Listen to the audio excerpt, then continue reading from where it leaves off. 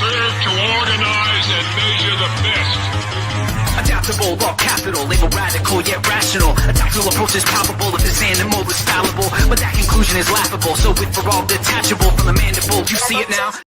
All right, welcome to the 202nd episode World Blockchain Roundtable. Hosts for today, we have a bunch of hosts. I'm going to move some of these around so I at least have the right order here. Okay, I am the Emperor of Den.social. We'll do these quick. Greg at Rivet, Zach, and Andrew from the Legacy Right, Satoshi Sean, Nicolo from Dex and Look Lateral, and Aaron Day, who's on a fast for Roger Ver. Hopefully he will be out soon. Hopefully we'll get some updates. Anything for anybody to say? I think, William, you had an idea that we wanted to do during the meme round, the second hour. I had an idea. What if someone asked to pause a meme and provide an explanation of what problem the meme is describing, and then you must provide a blockchain solution within like a 30-second timeline without anyone else interrupting? Yes. It's just a thought. I like it. Cool. Okay, so we'll try that. We'll try it, right? Okay, so let's see here. Quick update on last week's show, which was why is blockchain so susceptible to manipulation from politicians, public figures, and so on. Is Joe supposed to be green? Yeah, he's green for me too. I'm green. Yeah, I'm seeing you green. You Really? are a Green. green Let picture. me see. You're a green, Joe. Are you Yeah, feeling You're the okay? green dragon king. It is the icon there green? Now the icon is No. there of the little boy smoking with the chicken. Is it green? Baka? No, it No. was just a green block. You were just a Yeah. square of green. Oh, I wonder Yeah, if it's as if your camera is not initializing properly. Mm-hmm. did that do it? Maybe it happened after. Whatever, we'll leave it. Mm, Maybe I'll fix it in a bit. But anyway, dragon. This is secretly a market signal. every host from last week gets 266 tokens. Every contributor of a topic, 166 tokens. Oh, there's Nicolo again. Sorry, I didn't see you come back. And last week's theme was nominated by GPS Crypto, who will receive 166 tokens, which all come with free edits, the passive income in the layer, and governance votes. There is a correction on the theme of lot from 2 weeks ago. It did not go to GPS Crypto. It went to I am for I am. It was a mistake. It was probably Yes, more lot tokens for me. Himself. I'm a greedy SOB. not right. Trying on. to get my Okay. lair. So, theme for this week, let me see here. I'll pop it up here, is blockchain meets Main Street with tokenized assets. So we'll go straight to the questions since there are so many of us. This might be the biggest panel we've had. I don't remember. You guys can tell me. Refreshed live. So any questions that got in. If there aren't too many questions, then we will still do the full 60 seconds. If not, we might have to shorten it, I guess. So first question, and we will go before I show the question. We'll go from me down, and then we'll go from Nicolo up on the next one. All right, we'll do that. Okay, Day Rocks asks, what potential benefits might tokenized assets bring to small businesses and individual investors in a mainstream economy? Okay, let me start where'd it go? There it is. I guess all of the things, theoretically, if you had a more transparent market, which blockchain and tokenized assets can bring, you could have a much better financial system. You could also say that with blockchain, with smart contracts, with liquidity pools and smart contracts, you can have more convenient liquidity. You can have, some of the more obvious things about what crypto has brought us, 24/7 trading, as well as, and I don't want to go too much into this, but depending on the type of asset and depending upon where you are in the world and how powerful certain lawyers are, it might be more power to more normal people than they have in the historic past. So anyway, William. Okay, I'll try to be quick. First example, imagine like an Airbnb is a small business. Imagine if there were 10,000 investors who bought a home that was basically tokenized and put it on the Airbnb app, and then everyone received a dividend share off of the payout from those people that rent it. I think that's a good example of a small business tokenizing an asset and bringing in more investors. Here's another good one. Imagine, a GPS on your phone, and you're walking maybe in a resort town or something, and you see all the little shops, and you see each business is tokenized, and you can invest in it. And maybe you see that, hey, wow, spring break, they do really well. I'd like to tokenize that. To invest as an investment, and you get in and out of that business cyclically, or as seasonally. Nice. Okay. Sorry. Dang it. I need to go back. No worries. I have to do this manually. All right. Great. All right, so one of my favorite things about tokenized assets is that you can tokenize anything that you can turn into an instrument. And there are tons of instruments just floating around in the regular Main Street world that investors would love to be able to manage as simply as you can manage things on chain. For example, right now, when you want to record a deed, oftentimes you have to race the person who's competing with you to defraud you to the office where you file it. In a lot of countries, they just point guns at those people and tell them to change the holders of deeds, right? This is something that happens in countries with warlords as a problem, right? That sort of thing stabilizes economies and takes corruption out of the possibility of outcomes. And that's, I think, something that really is huge for blockchain and Main Street. Excellent. Who's up? Sean. I mean, the broader picture, I guess, is what kind of Greg said that I've been screaming for 10 years. But we end up with monkey pictures. I think what it could, when you look at small businesses, I think it creates a more level playing field for small businesses versus huge corporations, because it's the same technology that can be used for everything. So a lot of the very new and innovative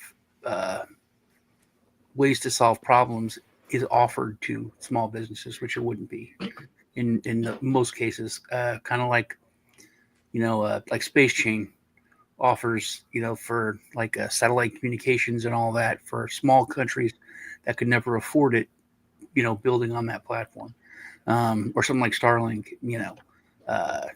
how it offered the same thing that most if countries did it and governments did it on their own, most small countries could not afford to have that.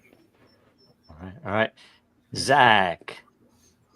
I'm going to keep it short and sweet because I think there's a basis to tokenize assets.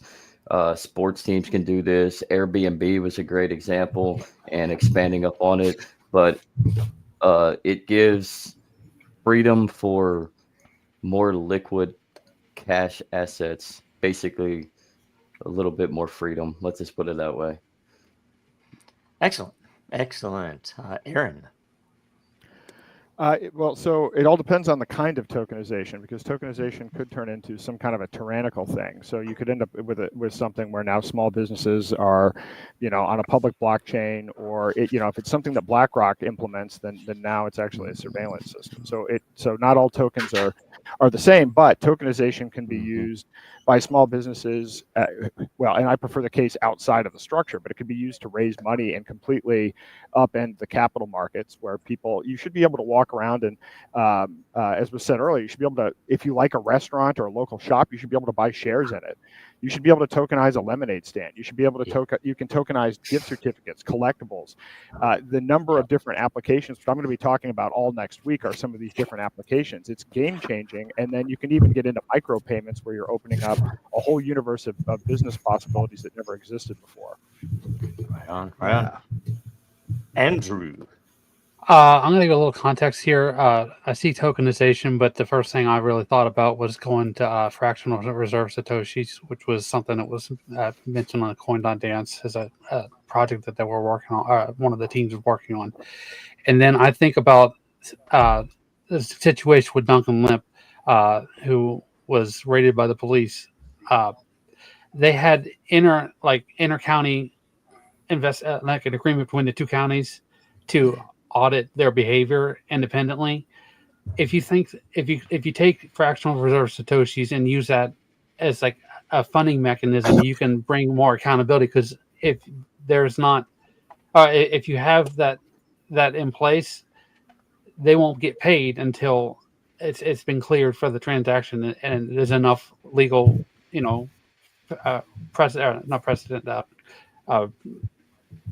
pressure to make sure that what they did was effective, an effective situation, Right. audit of their behavior. Right. Nicolo. Yeah. So, first of all, small businesses. I think it's extremely useful for a small business to tokenize illiquid assets they have. For example, the storage, or for example, IP, patents. So many things that are valuable assets, but in that precise moment of the business, you are not exploiting that value. In this way, you can exploit that value, allowing different kind of investors and clients to participate in your business, monetizing that asset. On the other side, investors, for sure, the most important benefit is diversification.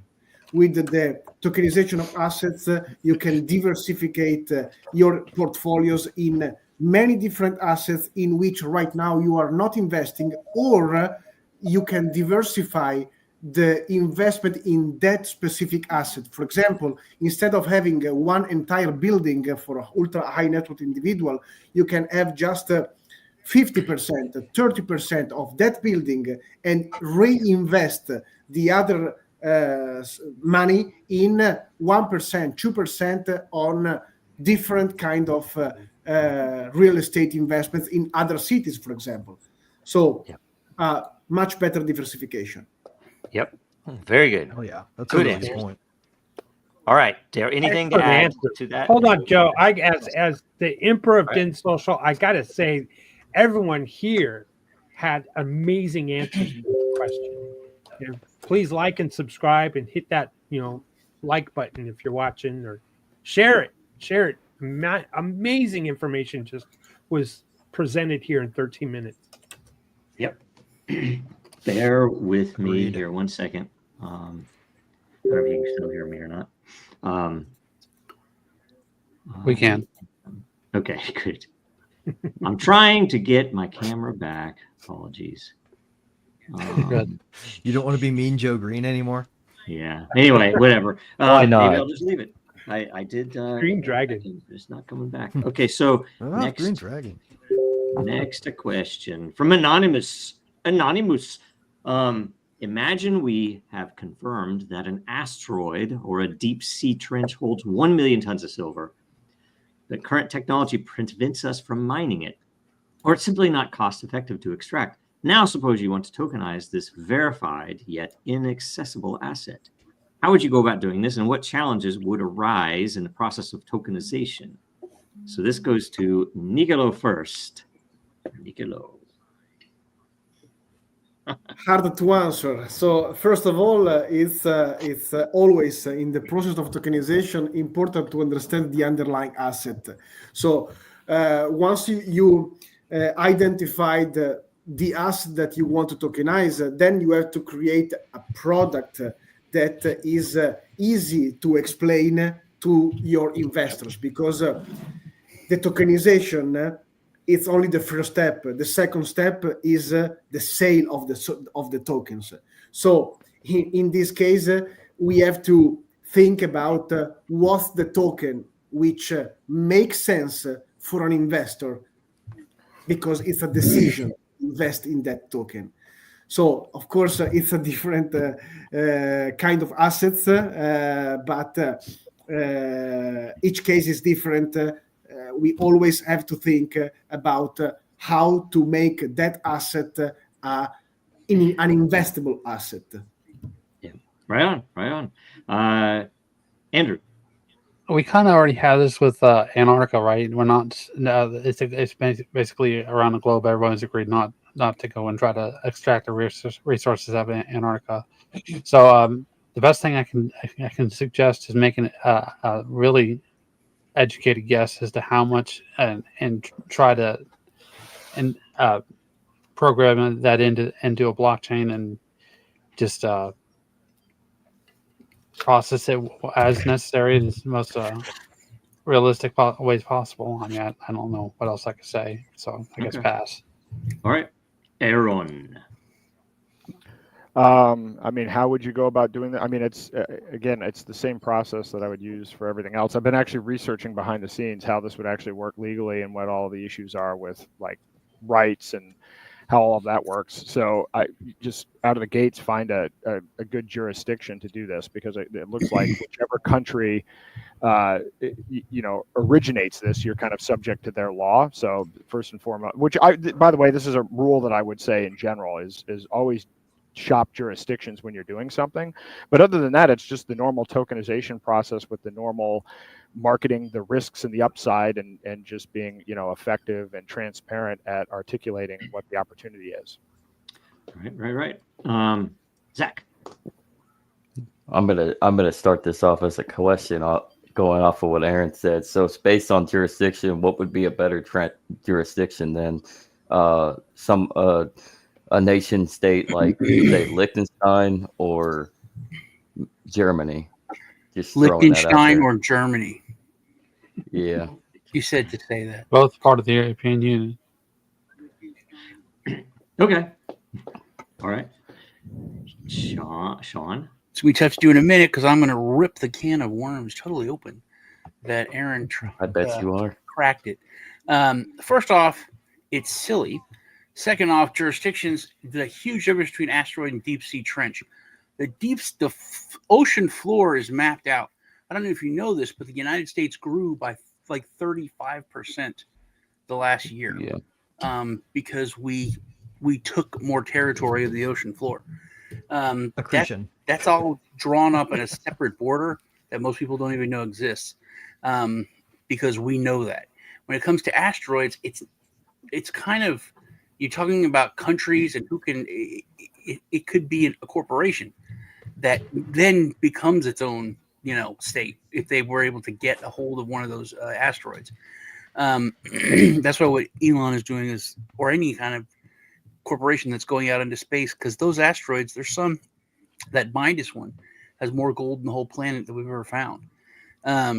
It could throw everything into absolute chaos. But the main thing is taking possession. If you're talking about investors, you're so far down the line about tokenizing it for investors. How you have to take possession of it, or at least authority of it, to where, hey, this is ours, we can go after it. Now you can invest in it. Then you can look at tokenizing it and breaking it up and the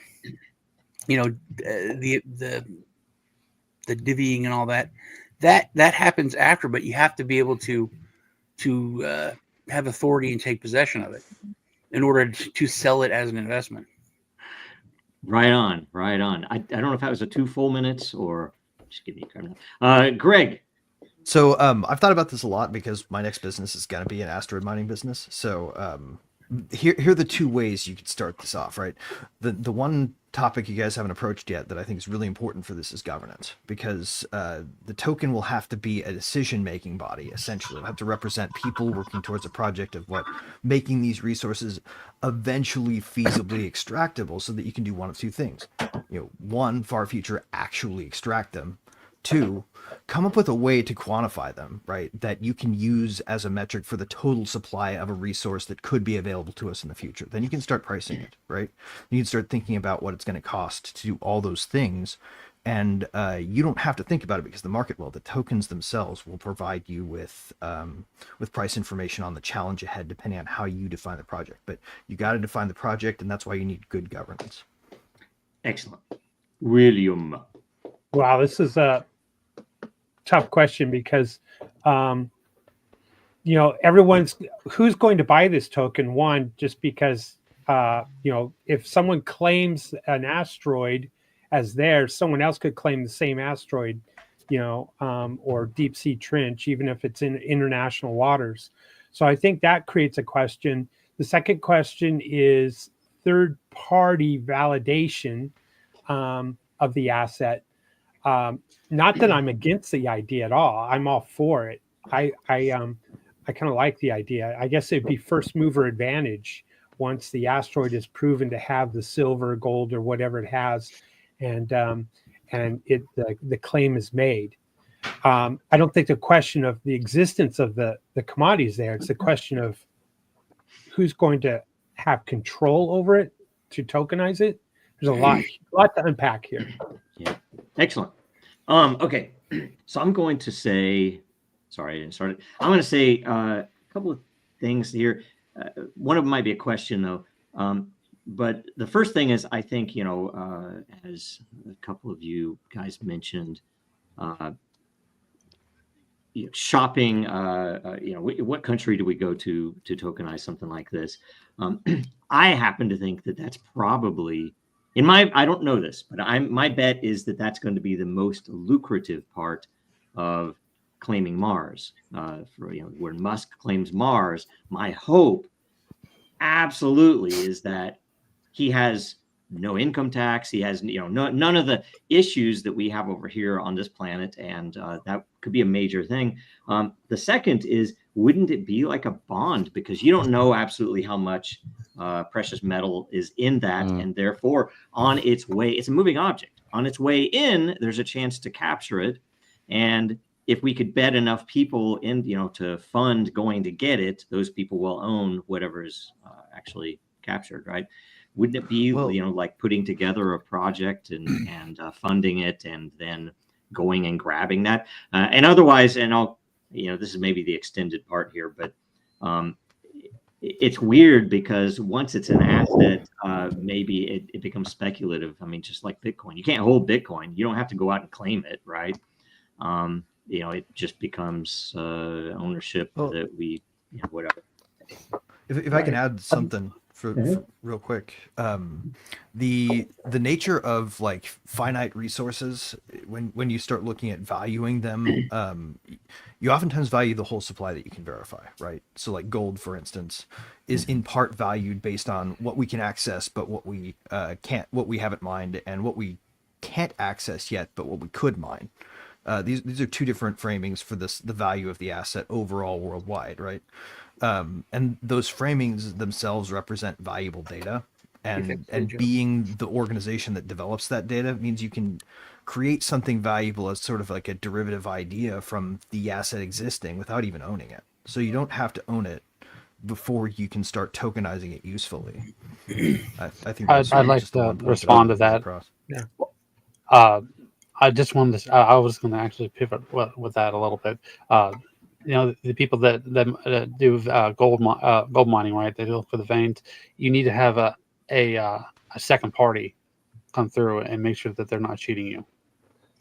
I have a follow-up. First off, Joe, every object is in motion technically, but also we already have this. This is already a thing. You can buy a star, and you get a certificate, and it's all real nice, and you can give it to someone. But I mean, there's like a meme or a joke where some alien comes to to Earth, and they're like, "Hey, you bought my planet. What? Low Lord, what do you want us to do?" So it's kind of like that. If you don't, and then when it comes down to it, it's like Greg said, it comes down to men with guns. Because if you want to bring that, if you put billions of dollars and put everything in your life, and you lose your family, and you're obsessed, and you make it to where you mine that asteroid, you've got to bring it back to Earth. And when you get here, that's what matters. when the government's like, "Oh, thanks, buddy, we'll take so much of that." Well, I think we should bring them back to Earth before we start mining them. Myself. Does it matter? Yeah. Do you Hold have on, I'd like hold on. I'd like to Can I- add something though. Yeah, I'd like to too. Go ahead. If like in this scenario, what is it? 1 million tons of silver. At today's market price, that's like about 800 billion or $1 trillion. That's a lot. Let's say that's tokenized. Everyone knows that that asset exists. So there's no question that the asset exists. So therefore, there's no question really that the token isn't backed by a physical asset.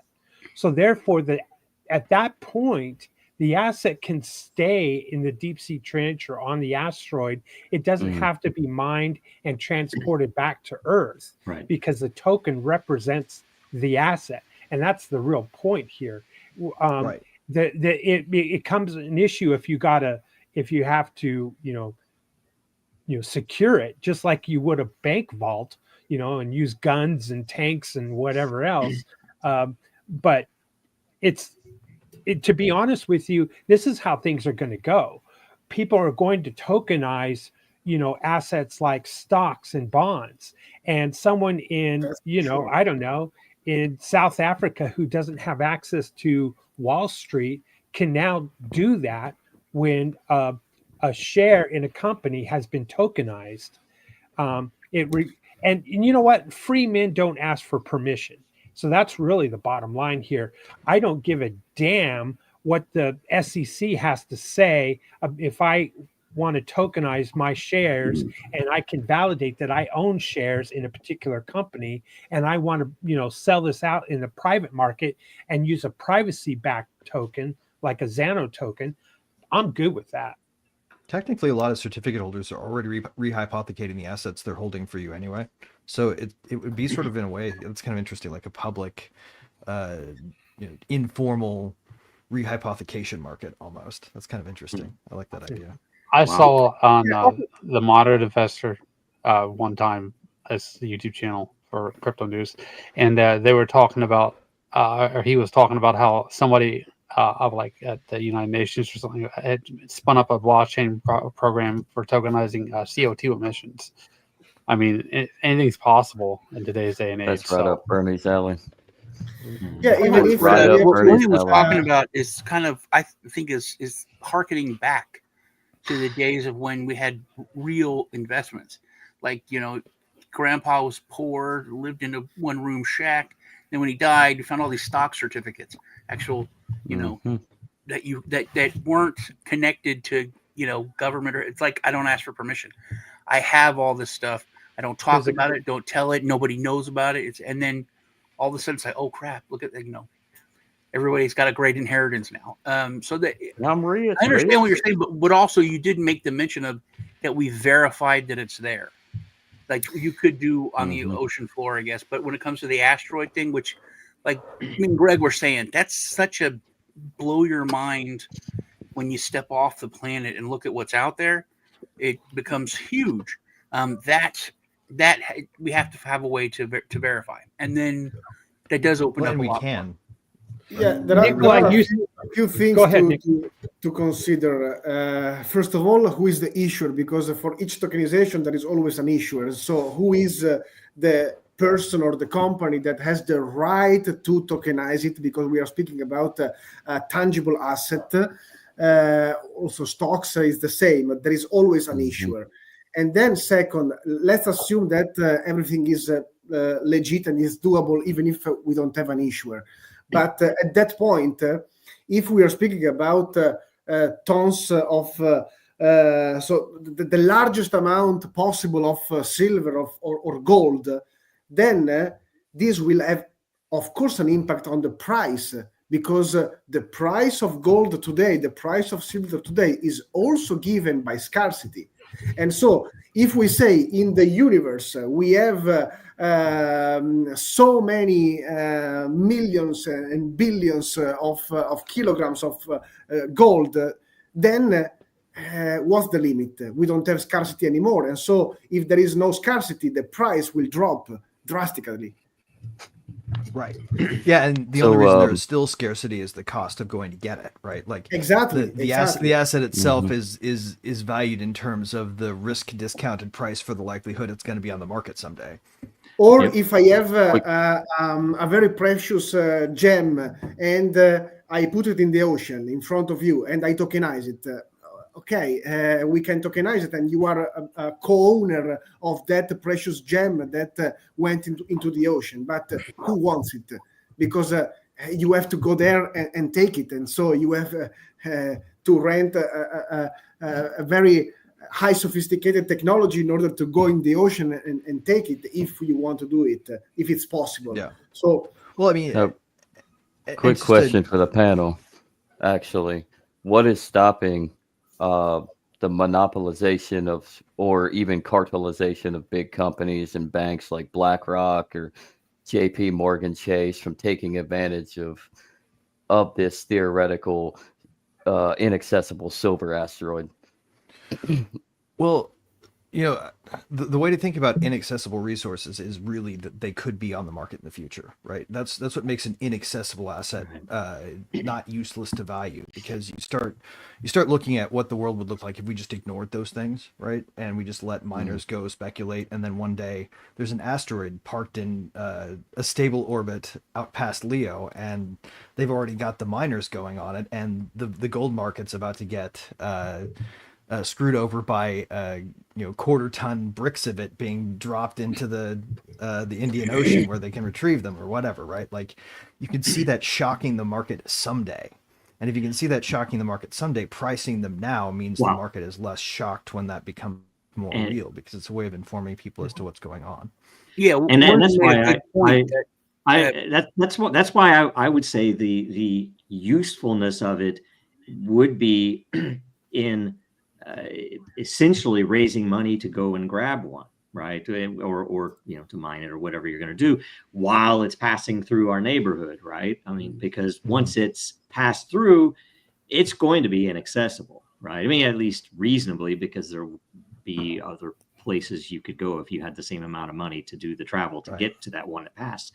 So, if Musk put up the ability to do this, it would make total sense for him to issue tokenization to help raise money to pay for fuel and rockets and all the rest of the stuff, and also to raise interest. And then it would happen. People would then have a piece of whatever was in it. It would be a guess. You would have some level of due diligence. Do I think that the scientists are correct that this asteroid is actually made of whatever they think it was made of, and throw money in and maybe we win.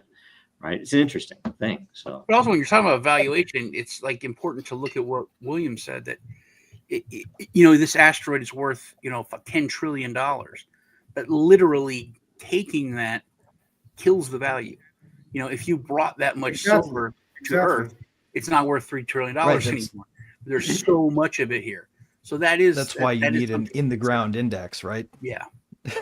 And there's you would assume though. I mean, in the typical case, if you said an asteroid had less than 1% of the total mined gold or silver, let's say on Earth, you might not need to calculate it. But if it was 3 times the amount of gold on Earth, then that would come into that valuation already. You would know that if there's that much there, it will reduce the price of silver, but there is still this much value of silver.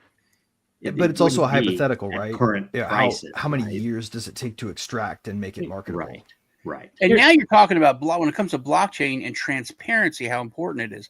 Some corporation could have 1 billion tons of silver and tell you they only have 1 or 2. And they don't want to fuck with the price, because if they were transparent about it and talk about how much they had, it would kill the price. Or if we're talking about JP Morgan, that's the same of diamonds. Big diamonds company could sell much more, but they don't, because if they put on the market too many diamonds, the price will drop down. And so that's the perfect example. Without saying that. Yeah. Exactly. And then the current banks who are selling paper silver in order to keep the price down so they can get the real silver and gold, right? I mean, we know that's happening too. So that's the opposite of that. What And there's always going to be that kind of arbitrage between the asset and the representation of that asset in its instrument form too. now, There's if that always gonna be a asset little bit was of that kind of used as arbitrage. a backed stable price peg, that would be interesting. But what do you folks think about this question that Not Conscious asked? Is an inaccessible asset as useless as a non-existent asset? I got a quote for that. I just From Mason. And I responded to already that. answered that Yeah. one. My answer, just to restate, is no. It's not. They're not. They're totally different things. An inaccessible asset is yeah. or an asset that represents an inaccessible resource. Actually, is probably a better way to frame it. Is far better Like- than a non-existent asset. And like you said, I'm gonna in the I'm gonna ground answer asset- that.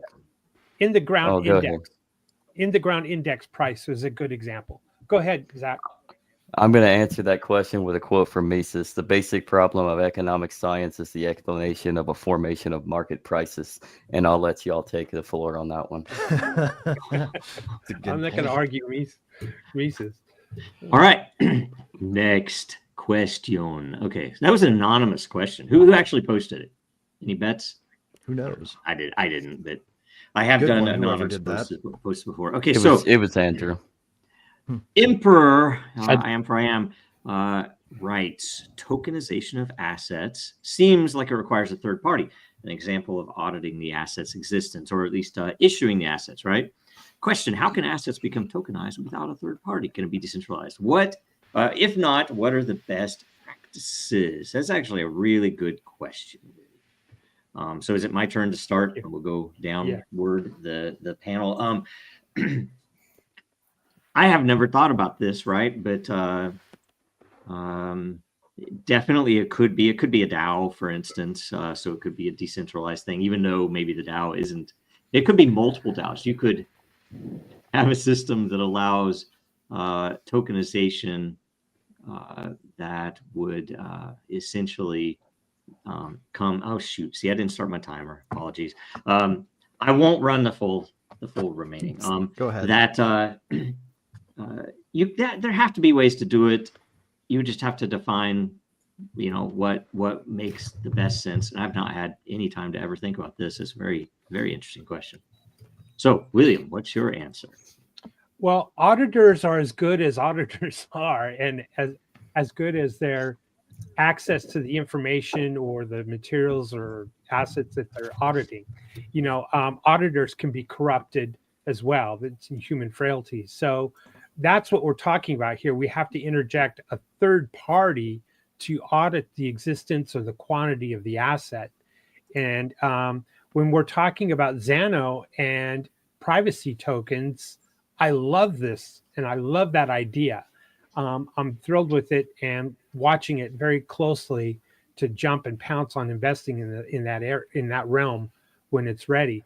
So, but it does bring up a hard question. How do you audit this? And I think a DAO is a way to do it. Audits are made public through blockchain. Doesn't necessarily mean that the token itself has to be public. So there's maybe places for public tokens and private tokens. I'm as an agorist want counter economics, so I'm going to side with privacy and fight the good fight against the state. Right on, Greg. So I think there's an interesting way to daisy chain this so that you don't really need a third party in the traditional sense, right? Like in the corruptible sense, which is the part of third parties that makes us all squeamish, right? Third parties are awesome until they start doing what they're not supposed to, which is basically all the time.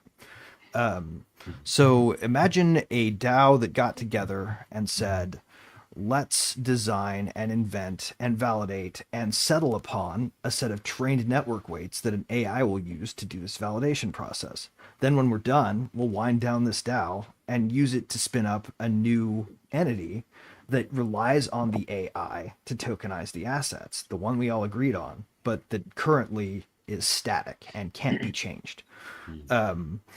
So you use that AI that you generate in stage 1 to do a stage 2, and you've essentially created a temporary third party that you all trust won't be corrupted on the question of asset tokenization. Training on blockchain too, right? So okay, so we have Sean. Yeah, Greg kind of took what I wanted to say. This is where AI comes into play. I think they do have to have a third party, and there's just a lot of prejudice with third party because, like Greg said, it makes us squeamish. But I think you can have it from what William said, that it in an anarchical society, and being an agorist, you can have. That's where open source is very important, and utilizing AI, and then monitored by a DAO. I think all of that is like the perfect system that it could work. But you do need to have that trustless third party. And like Greg said, there is ways of doing that. Yep. Zach.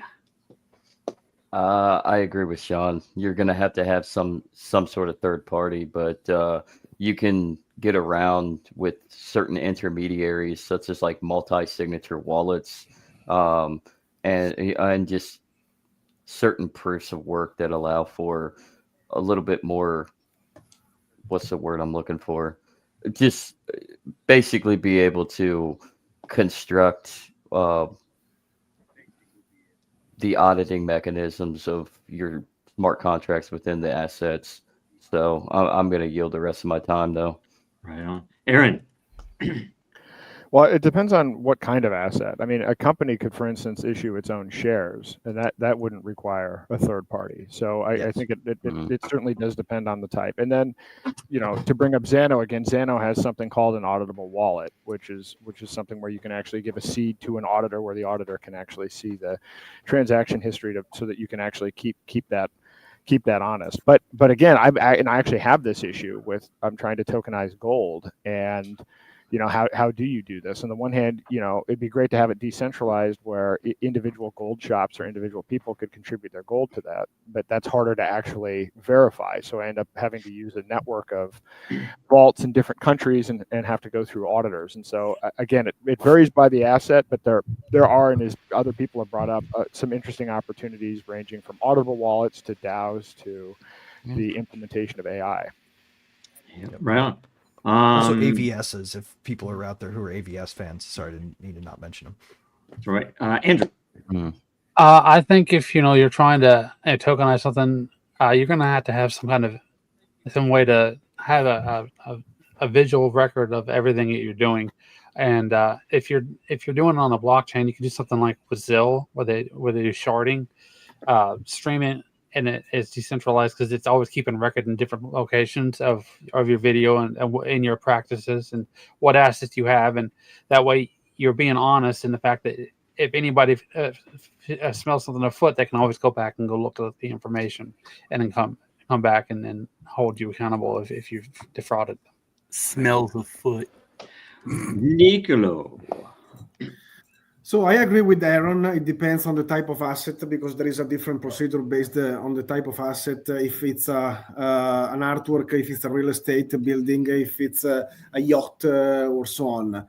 But a few considerations. First of all, are we sure that a third party is or could be a problem for the tokenization? Yes or no? If we think that the third party is a problem because you have additional costs and a bold procedure, then the third party could become the blockchain itself. The more the public digital systems will adopt blockchain, the more the blockchain could play the role of the third party. Yeah. Yep. And sorry, just to conclude, if we say that the third party is not a problem, then we keep it. We keep a committee. We keep someone that in the blockchain ecosystem could have a positive role for the community. The important thing is to disintermediate the unuseful people, the unuseful passages. If something is useful, we can include them in the process in a blockchain ecosystem. Right. Right. Yeah. Anybody else to add? I have an interesting story. I'm trying to find it, and it's so old. This is so long ago. But it really fits everything. So there was this project. I don't even remember the name of it, but they were tokenizing, and this was before security tokens were a thing. It was the first security token. I remember saying that this looks like it's going to be a security token. They were the first ones to like require, certain investors, and basically how it worked. The third party thing was the Russian government, because the Soviet Union had gold mines. It was all owned by the state. But they had all of these surveys, and they would do all of this. It's all verifiable, the third party stuff. But if they didn't have at least like 40% gold, they wouldn't touch it. It wasn't worth putting in the mine. So they had all of these abandoned geological surveys because there just wasn't enough gold for their greed. But it was like an insane, amount of data, and it was a great regular mine. So this corporation project bought the rights to those mines, and we're going to mine it. And they had like, here's all of these, surveys and studies, and there should be this much gold. And so they were tokenizing it. So they were doing this. This is probably like 7 years ago. But it was using existing Soviet studies and surveys as the third party, and then tokenizing it as a future, because it's everything we're talking about, tokenizing it as a future valuation, and then that was going to be the token. Cool. All right, go to next. You guys good? I was just going to say eGold, the story of eGold was pre-crypto, is a good story. He was essentially, in a sense, tokenizing gold as well, with vaults that were being audited, and then people would send gold to a particular vault, and then they could spend based off of how much gold that they were willing to sell within the vault. So they would be able to transact essentially with a gold-backed dollar. Well, the SEC didn't like it, and certainly the Secret Service didn't like it, because they called it counterfeiting. And were they saying it was a counterfeit dollar, or were they saying it was essentially they were saying that you don't have the ability, you can't coin money or create money, shall I say. Right. It was the act of linking it to gold that was the problem they had with it. Right. And in the end, what he was doing wasn't found to be unlawful. In the end, the judge just ruled you didn't document it and get it registered in all 50 states and in multiple countries where you're operating in. And so go get your license to do this and then come back and operate. Well, he didn't have the capital to do that. It was ridiculous how much they were asking. But it's and I don't think he's actually learned from his fight against the government. Well, that's the way I think to tokenize it and privatize it. This is the way third parties are dangerous, right? They add this extraneous cost that really adds up. Like when you think about what the eGold guy would have had to do to get that whole thing legitimized in the eyes of the authorities versus what Satoshi had to do to deploy the first node of Bitcoin, like way different universe. One can be suppressed through process, and one of them cannot be, and that's the difference between two systems, one with a third party and one without. Mm-hmm. There was another one. Okay. There was another during the .com era called Beans, and I saw that on Nostalgia Nerd, but it was basically like eGold, but they came in and it shut them down in the same way. It's when you centralized, you don't have any independence at all, like you guys are saying. So it's throwing beans out there. Yeah, I found it was called Blue Share. Blueshare. Existing 23-year-old construction and mining company moving into the regulated equity token. That's what they were calling it. But it was a brand new. We now call them security, but it was a equity token, regulated equity token. Interesting. But yeah, it was interesting that they still basically put it out there using the third party of the former Soviet Union's, all this data, surveys, all, you can trust it because it wasn't done for any, it wasn't done for investment purposes or anything like that. It was, the Soviet Union, they owned everything. So it was literally to the extent you could trust the Soviet Union to do anything competently. Yeah, well, you could, trust them to be kind of greedy and what's the word? Not efficient. They were like, there's not enough gold for us in our inefficient mining ways to be able to extract the a decent amount. Whereas, this mining company is like, we can get like 80%, 90% of this. Whereas before they were just getting like, 40%. Yeah. All right. Next. And I think the very last question from I Am. Can the panel provide examples of both private and public use cases for local tokenized assets? I'm looking for community level solutions.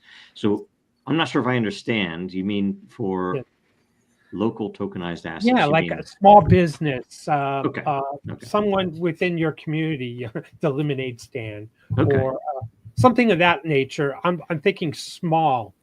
So private and public. Okay, so now Nicolo, let's start. Yeah, probably is the same approach that I mentioned before. Private and public use cases.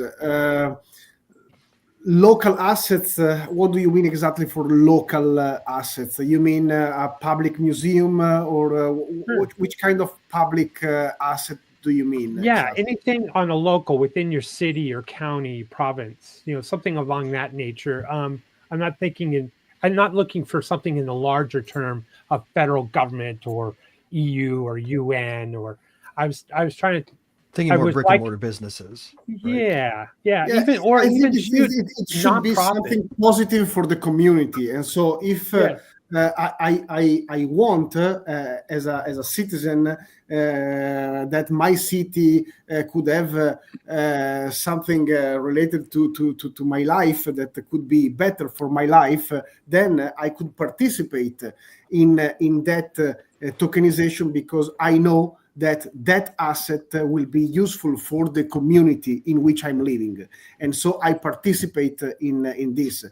More than asset, it could be a tokenized project, which could include assets, but not only assets. The tokenization, again, could be something related to the uses that a community could have. And so I want to ensure that this asset or this project will go live. And so I participate, I help the project. So that's the process that I see useful. Yeah. Very good. Andrew. Sorry, guys, I leave because I have another call right now. But thank you for having me. It's always a pleasure. And I hope to see you soon again. Your expertise for coming, is amazing. Thank you, sir. Thank you, guys. Thank you for coming aboard. Bye, Nicolo. All right, Andrew. Like I was talking about earlier, the situation with Duncan Live, right? That's what came to mind earlier. But if you can use this to heal the incestuous legal system that we currently live under, you're going to actually make them pay the consequences, because they're not going to want to actually struggle against what's going on, and people are going to hold them accountable. So that's the private, the public part. For private, I mean, maybe you can like audit just like private businesses, like if you have diamonds and stuff like that. I don't know. Sorry, pass off the top of my head. No worries. Aaron. I mean, there are actually almost way too many examples to talk about. I mean, if you're talking about a local community, I mean, a local community could use tokens for voting. That's actually a pretty interesting application of tokenization. You could use it for crowdfunding. So let's think about it. I mean, if you say local or public use, but that doesn't necessarily mean government use, you could actually use tokens to crowdfund community efforts voluntarily without even having the state apparatus at all. Or if you're talking about small businesses using it, and I spent a lot of time looking at this with Ravencoin. So tokens are great for gift certificates. There's a huge market for gift certificates. There's a huge market for loyalty programs, and so tokenization is perfect for that. Or you could even have a community-based token where a portion of the proceeds go to some sort of charitable cause. And so there are so many different ways. And I actually created a video way back in 2021 for Elon Musk that I posted on Super Bowl Sunday showing how you could tokenize Mars, everything from capital markets to voting to everything else. And so it's unlimited potential. Excellent. Absolutely. Zach. I'm gonna hammer on this. Like I can't find anything more if it's actually gonna go through, but there's an article from like months back where the Cincinnati Bengals are they're thinking about maybe tokenizing, because the county of Hamilton and Cincinnati is basically broke from 20 years of Paul Brown Stadium. They're having the name rights of because the Bengals changed the state, got their corporate sponsorship with Paul Brown with Paycor, and basically the county's going broke because it's in 20 years. And one thing that they could do by tokenizing the Bengals franchise is they'd allow for like just regular everyday folk to be able to invest into digital assets like Bitcoin or whatever, and pretty much take divorce from the sales tax regime, and just go digital pretty much. Sean. There is a lot, like you said, the voting thing. As far as like businesses, like small chains that, there might be like 4 convenience stores in your county or, your area. They could, you could have like rewards programs, that kind of thing. On the charity side of it, there was this project that I was part of. It was called Kool-Aid. And it was basically, you could put forth a plan and get crowdfunding. Like if there's, I want to turn this city lot into like a small park, or any, whatever, a bird sanctuary, anything, for your town. And then the proposal gets put forth like in a DAO, and then everyone can decide on that. If they're going to fund that, we need 10 grand to do it versus, trying to go through your government to talk someone into it and lobbying the different entities that you have to get it started. And you could just say, hey man, there's an empty lot here. We want to do this. And then, how much it would cost, you get the proposal and, get it done. So crowdfunding, charity, voting, and then as far as like businesses, it's, everything you can do with a business. Greg? I would say the most profound one to me would be to scale up voluntary associations of skill sets. So like the example that I give is like when my cousin needs computer support, he calls me. And when I need something done on my car, I call him because he's a master mechanic. And then we might have a friend who is an expert in landscaping. We might have another friend who runs a stall at a local farmer's market, right? We can all, exchange goods and services easily. But if we were to tokenize sort of like a rewards program within our own network, right? We could map to these services, sell these coins, and then let people have them, redeem them for services that we would normally only offer to each other. Beautiful. William. Those are great ideas. I've been listing them. I was at a museum recently, and there were bricks on the ground, leading up to the front door because they had an extension, and these bricks had their names of people who had donated to build the extension. And I was thinking, wow, that's like a brick represent a token. And, that token could have a lifetime membership to access the museum. And be something that would be like an NFT on your phone that you would present at the door. But these are the things that tokenization is our future, tokenizing assets, and being able to tokenize, like you said before, Aaron, the lemonade stand, fundraising for somebody or a business startup, or and then maybe you have, it's crowdfunding for access, or a free scoop of ice cream each month or something because you help fund the startup. And that's where we need to use, again, maybe privacy tokens, so we don't have to ask for permission and get it registered with the SEC as a portion of or of ownership. And it's too much paperwork. And I'll say I spoke to someone a few years back who was in the bonds world, like say for like civic bonds, you know, and it's essentially like what Sean was talking about, where we need to build a road or we need to build some infrastructure in the city, and they issue a bond, and people, you know, why it would just be much more democratic, if that's the word we'd want to use, if it were something like a transparent, and it would, by the way, be radically more flexible and powerful than what the existing system is. You know, because imagine if you needed to build a turnpike and it happened to be something you actually needed, I could get to work faster if that was there. I'll put in some money. Why would you put in money? Because you're going to get some of the slice the tolls, man. Yeah, the tolls as they come, and you'd have governance. It's like, hey, let's raise the toll, or whatever, right? It would be a brilliant thing. Well, that's part way to like a truly. It really does.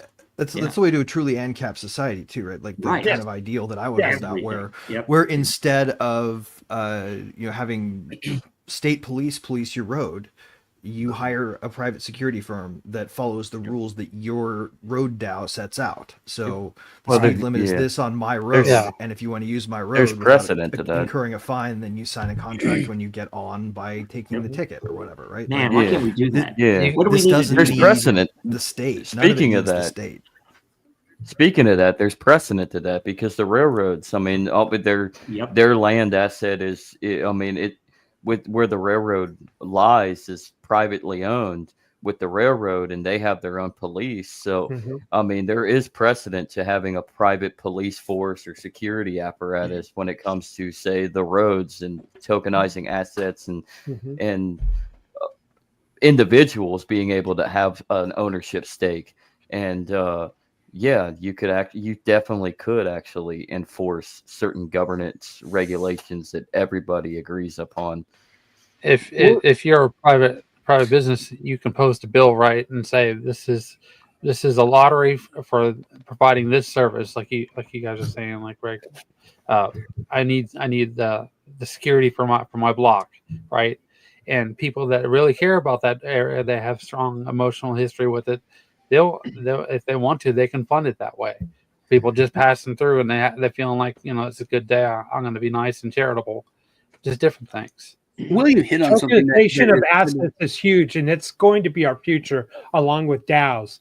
Even the tokenization of patents that Nikolai mentioned. It's critical. But bonds is another one that you mentioned, Joe. Right now we have school districts that are essentially bankrupt all over this country, and they keep issuing bonds so that they can raise money to pay the interest on an older bond. So they're robbing Peter to pay Paul. And I encourage the audience to go to Real Estate Mindset, and that channel. There's a gentleman on there by the name of Mitch that's on there frequently, and he's gone into, and they're actually teaching the course, how do you go to your school district to try to unpack these bonds and see where the money was really spent, and it becomes this Gregorian knot that's difficult to TLDR. It all went to the NEA. And if bonds were on a blockchain, that all goes away because now it's transparent. And so if you go to your school district and say, okay, fine, you want a bond proposal, but guess what? I want this bond tokenized and on a blockchain. And from here and from this point forward. IAM touched on something that's very interesting. It was like a glimpse behind the curtain of that we never get to really look at it with the stepping stones. That is giving value to something that normally wouldn't have. Like, you can be part of creating this, and usually that's something that's involved with, we don't have that mindset, but like titles, like you have free access. If you have it as an NFT, you can, when you die, you pass an NFT to someone, and they have free access to that museum. That's something that, like, only Sir whoever who endowed this place, his family gets this because of their title. So that's something that we all have, would have ability to do with with blockchain, to be able to have some kind of philanthropic interest to give to the community and then get something back, which makes it easier for them to raise money and to crowdfund, because you now have some kind of value that's long term, even beyond you. Whereas now it's like, hey, we'll put a plaque, over here. You help build this this park, and you get a bench with your name on it, something. It's symbolic. Right. It takes it from being symbolic to Go back to that being last one, Joe. a real world asset that can be used. That's funny. Yeah, I want to call an audible another- and have everyone deconstruct this meme next. So the last one, we should totally all do that. Nice. Which one Nice. is it? Uh, The gun safety one, or Yeah, the cat gun safety one. yeah? Okay, here, Yeah. 1 second. 1 second. Okay, this one. Yeah, there's just a lot Another there. concept. What's good? What's sticking to like the educational proposal? Not only could you tokenize education and school choice, but you could derail property taxes as well by giving parents and communities, people in the community, the option to not only tokenize assets within a school they want their kids to go to, and you don't necessarily have to go fully privatized. You can stick with the system we have today, and just with the school's choice scenario, and whatever district the parents want to choose their kids to go to, if they like the educational standards to this public school better than this public school that they're in a district, then you're not stuck in the district lines of where you're at, like 20 feet away. You can just pick and choose, and then you can effectively go forth and pay for the district that you decided to go to, the school that you decided to go to, rather than be forced to pay these property taxes that go to your school board for absolutely nothing, especially on your standard, because your kids aren't in that school. So, Yep. Marlboro Yep. Man. Oh yeah, we're in memes. Anybody want to? What the you hell wanted to was that? unpack the cat one? The cat one. Yeah. Also, it includes abstinence, drugs, Satanism, and other dangers that threaten their 9 lives. I just want to know who this American Association of Patriots is. I don't know. I actually saw this book. In I like store them. Like they're yesterday, definitely that's why- NGO funded. Yes. Yes. That's an actual photo I saw in the store yesterday. So man, what else? Wait. Val Kilmer. Did he really die or did he not die? Because I do believe died. you're muted. I am for He passed He's from definitely pneumonia. dead. Yeah. No, he just transcended. he transcended into a conscious Val state. Kilmer is awesome. I really do hope Val Kilmer is one of the first AI resurrections, though. The Amen, world needs brother. to bring back the Tombstone era man. Yep. I disagree. real I think they real need to genius bring back era. the Ghost in the Darkness era, man. Ooh, yeah, that'd be good. That's his best This- film, in my opinion. That Brings was a up the really good point. film. The death of someone like that, and his voice being so unique, even after his surgery, it being an IP, intellectual property. Yeah, that's that going can to be be bought and sold and tokenized. what? There you go. What Or they are did you that for with that or against it? I'm No, that's Stan, fucking what's good. his name? I'm Right? Where totally Disney, for it. Disney did the thing where they brought what's his name into all the Marvel after he died, right? Which was But controversial. I'm for it in a way that's decentralized, that allows for people to own Copy their left. own posthumous avatar, essentially. Also, Ghost in the Darkness is a true story, and it's awesome. Like there should be an That AI was that funny. decides what Val Kilmer acts in going forward, and that AI should be trained on all the deal conversations we can find history of. Yep. I like the Doc Holliday. Oh, look at Mark down there, basically telling William that's the topic at hand. He's already planning. This meme is pretty good. Yeah. Yeah. That's right. Gosh, what else do we have? Although they Any would have other had, current events? they would have probably had in like Soviet era communism, like a need to make the fish collectivists too, right? Just like they did with wheat. Yeah.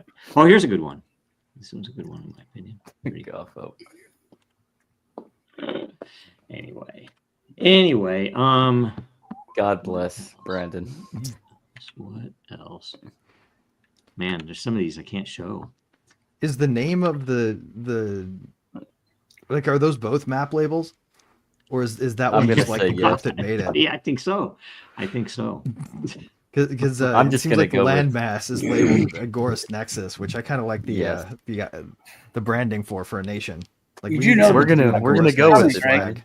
This, We're gonna this go is with it. coming very soon, like real soon. There's a So lot the United States is going to decentralize into agorism, and then the Gulf is going to No. be renamed to. I know. No, It's we're going to be dying for we're Israel. about to hit Iran. Like Oh yeah, very we're soon. definitely hitting around. Very soon. I've been trying I not don't to know. watch any I of think it that. was Is a that ruse. really going to happen? Yeah, That's we've already gonna moved happen. in a bunch of troops quietly, like real So troops dumb. from Germany. We've moved equipment from Yeah. Europe. Well, that's fucking stupid.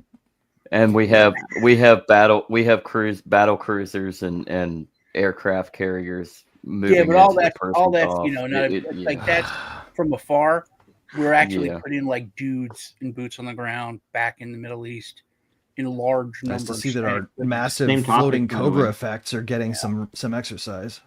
Same topic here, by. Oh, William, I think you're muted. Cannot hear you. It looks like he's yelling at us. It looks like William's yelling at us, but we can't hear him. we Where's have your sound, technical sir? issues today, I guess. Ah, man. Are you I'm kidding frozen, me? I think, right? At least I'm not We've green been anymore. frozen the whole show. Well, We're we're just that way. It's It's actually a good talk. It's He actually a said good that we're pose. always moving. They did good freezes though. You're not like Right, you know. right. It's like it makes some. Yeah, that's why I left it. Like, oh, it's not so bad. I'll probably have to reboot my machine or something after this. Yep. Like I don't know our what these government? were. Yeah. I don't know what these were. These were Flash These that were- DRAM.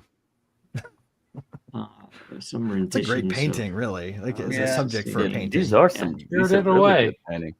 Oh, and I'm going to get you all right here. Boom. There you go. Shakalaka. I don't know if it counts if there's no audio. You have been rickrolled. There's William. William, Can you is hear me back. now? Test, Yes. 1, Good. 2, 3. No, You can hear me? You're back, sir. And I can every- still hear you. Yeah, you hear me, right? Yeah. No, it pisses That me was off. nice. I Trump, like that. Trump Holy ran- shit, that's good. That's fun. This is what happens after you read that book to the cat. Oh, here's some Dragon Chain ones with Nice. Nice. Trump ran on a peace. That's what he ran for president. Woodrow Wilson is my most hated president, and that's what he ran. He ran on peace, that we wouldn't bring us to World War Fucking One. Wilson. Wouldn't take us to World War One. Grifters will grift. Trump did the Fucking same Wilson. damn Wilson thing. was probably one of the worst presidents in history, though. Absolutely. more than probably. Mm. Is Trump going to Wilson was a Wilson was a almost as bad as byproduct of Lincoln. Teddy. Yeah. because now we got tariff tax, and next Everybody we're going to have forgets income Teddy. tax. Yep.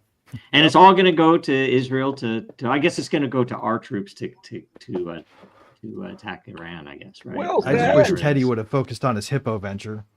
Pisses me off. Yeah, man. yeah. It's If it very wasn't pathetic. for speaking of Teddy, if it wasn't for Teddy and his progressive tactics and inevitably a split of the Republican Party, you probably don't get Woodrow Wilson. Then again, you Yeah, they were probably going to get a flood much the Mississippi Delta Mhm. and import vote- hippos. so dumb. The vote for Ugh. peace was meaningless Hippo because meat's delicious. either way, what's her face, cackle, laugh. I thought this was really Harris interesting, by the would have way. brought us- Hey, at least he freed Ross. Yeah, so we can all be what? annihilated with nukes. Yeah. And by the way, Well, there's that- been a lot more aircraft activity in where I live. Air Force activity is what I'm talking about. in Well, the we past have week. we have a battleship that was deployed to the border, which has never happened. Which I said all this was coming once Texas started saying they're building a military base. They're building a military stupid. base with Hold on. with medical psychological wings. With basically, if you've ever were in Europe or grew up military, they were building a real military base. It was, because it's cheaper than housing all these National Guard troops. That's that was funny. BS. You They're know that we pretty- armed the Houthis, right? Like you guys knew that. Yeah, I'm assuming you knew exactly. that. We did. We armed them. Yeah, Is like, this gonna we're be going after another, Iran for we arming armed them ISIS. now. We armed That's I have a running retarded, theory, I'm by the sorry. way. I think this will come out. I don't know if I ever said this publicly. But you look at some of those major attacks that were supposedly ISIS, and I think that they were a different country entirely, the same country Mossad? that. Yeah. Dude, with Israel. everything coming I'll out just from say it. between like USAID to Yeah. was it the Institute for Peace, right? Oh, These that's people are weird. literally funding Look at the little these terrorist cigarette. organizations in our history, right? Like that's where this comes from, right? Like we got 9/11 because we trained the Mujahideen. Basically, yeah. Yes. And right now we're experiencing another one of those with people using weapons that we gave to the former regime of Yemen that they seized when the Houthis rebelled because they were a political faction at the time we were donating, right? Yeah. I mean, who We just say ultimately Ukraine flipped our is doing the same support to thing? them The- briefly The and Cold War helped them never take ended. power. There you go, Zach. Yeah. The Cold War never No, ended. it's ridiculous because we gave them all the weapons they're shooting at us right now, and we're using that as a justification. I like go to say shoot World more War One weapons at never. them. It's Never. retarded. Oh, World Yeah, War World One War never never ended either. We're still paying for those bullets. We're still Can we in get a World vote War on One this? politically. Can we I get wanna- a vote I on wanna this? talk about meme? expand on what William said. Yes. He said talking about how Trump ran, and that was one of the biggest. Like, I'm not a Trump guy. I'm not a, I don't even want to, identify as like Republican or anything. But the biggest thing, and the thing that no one could argue with, was, hey man, he didn't have a war. I like the fact that he stopped wars, and he didn't have only president that I can remember that didn't He have a war. he escalated the genocide in Yemen with the Saudis. But Obama began. no war, no Americans, and he did stand up to Russia and killed a bunch of Wagner people before we knew about what Wagner Yeah, was. he did. He did also do some strikes that were against other nations. but that was There the- We that also was signed the war. emergency He ran on declaration that. order that It's like allowed what them to William shut said. down all the businesses. And now that he came in, You could it seems to theoretically be argue. antagonizing everyone and Yeah. trying to start shit. I don't know if you know what he said to Afghanistan, but he's like, hey, Biden left all that stuff. Basically, we left all that. We screwed up. We want it back. Give us our stuff or some money. And they were like, and it was the weirdest thing. They said, hey, we really want peace with America. We want a relationship with America. We want to be a real country with a real government, and we want to jump into the world stage, and we want to be friends. And he said, we want our stuff, man. It's so antagonistic. It's like we're trying to get some kind of war started somewhere. William, yes, isn't that weird? Isn't that? And that's very odd, isn't it? So William, what's the vote? Yeah. This meme, that's the new power tie. Is Israeli blue.